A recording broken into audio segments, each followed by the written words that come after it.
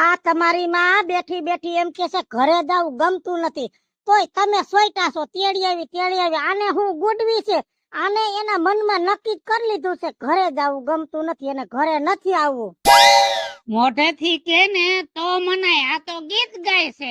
હવે આને વળતો જવાબ દઉં હું કે સાસરિયું સ્વર્ગથી સોહામણું હાલો વાવા આપણે ઘેર. આવો વેવાણ, જય શ્રી કૃષ્ણ, જય શ્રી કૃષ્ણ, જય શ્રી કૃષ્ણ, જય જય શ્રી શ્રી કૃષ્ણ વેવાણ, જય શ્રી કૃષ્ણ, જય શ્રી કૃષ્ણ. હાલો અંદર હાલો. ના ના, અંદર નથી બેહવું. અહીં બેહો ને, અંદર હજુ કચરા પોતાય બાકી છે. આ નત કરતી કાઈ?